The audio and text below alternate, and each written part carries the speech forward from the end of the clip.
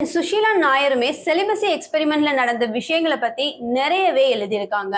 அதுல இருக்க ஒரு இம்பார்ட்டன்ட் நோட் என்னன்னா, இந்த எக்ஸ்பெரிமெண்ட்ல எந்த வித செக்ஷுவல் ஆக்டிவிட்டிஸும் நடக்கலன்றத ரொம்பவே தெளிவா மென்ஷன் பண்ணியிருக்காங்க. இவ்வளோ ஏன் காந்தியுமே அவரோட சுயசரிதை புக்ல செலிபசி எக்ஸ்பெரிமெண்ட்டை பத்தியும் அதுல எக்ஸாக்டா என்ன நடந்தது அப்படின்றதையும் அண்ட் அதை ஏன் எல்லாரும் ஃபாலோ பண்ணணும்னு எழுதியிருக்காரு. இதை தாண்டி காந்தி அவரோட ஆஷ்ரம் கம்யூனிட்டிக்கும் அவரோட க்ளோஸ் அசோசியேட்டா இருந்த கிருஷ்ணச்சந்திரனுக்கும் அவரை கைப்படவே சில லெட்டர்ஸும் எழுதியிருக்காரு.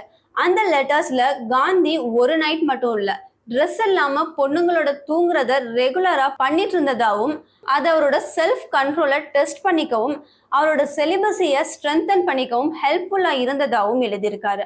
ஆனா ஒரு பாயிண்ட்ல காந்தி இதுக்காக சிவியரான அப்போசிஷனையும் ஃபேஸ் பண்ணாரு. 1946ல ஜெனரல் பப்ளிக்ல இருந்து ப்ராமினன்ட் லீடர்ஸ் வரைக்கும் காந்தியோட செலிபஸி எக்ஸ்பெரிமெண்ட்டை பிராங்காவே கிரிட்டிசைஸ் பண்ண ஆரம்பிச்சாங்க. காந்தியோட ட்ரஸ்ட் ஃபாலோவர்ஸுமே அவரோட இந்த ஆக்டிவிட்டி பிடிக்காம அவரை விட்டு விலக ஆரம்பிச்சாங்க. ஆனா அப்பவும் செலிபஸி எக்ஸ்பெரிமெண்ட்டை கைவிடாத காந்தி அதுக்கான எக்ஸ்பிளனேஷனையும் பல தடவை கொடுத்திருக்காரு. காந்தியை பொறுத்த வரைக்கும் துணி இல்லாம ஒரு பொண்ணு பக்கத்துல இருக்கப்ப செக்ஸுவல் டிசைர்ஸை கண்ட்ரோல் பண்றது அல்டிமேட் சாக்ரிஃபைஸ். கேட்கறப்பவே ஆக்வர்டா இருக்குல்ல? எஸ், ஒரு மனுஷன் எப்படிப்பட்ட சுச்சுவேஷன்லையும் தன்னோட டிக்னிட்டியை செல்ஃப் கண்ட்ரோலை ரீட்டைன் பண்ண முடியும்னு வேர்ல்டுக்கு ப்ரூவ் பண்ணதான் செலிபஸி எக்ஸ்பெரிமெண்ட்டை கையில எடுத்ததா ஜஸ்டிஸ் கொடுத்திருக்காரு.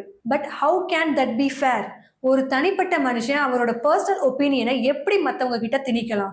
அதை விட தப்பான விஷயம், காந்தி அவரோட செல்ஃப் கண்ட்ரோலை டெஸ்ட் பண்ணிக்கவும் செலிபஸியை ஸ்ட்ரென்தன் பண்ணிக்கவும் அதுல விருப்பமே இல்லாத பொண்ணுங்களை அவர் எப்படி வற்புறுத்தலாம்?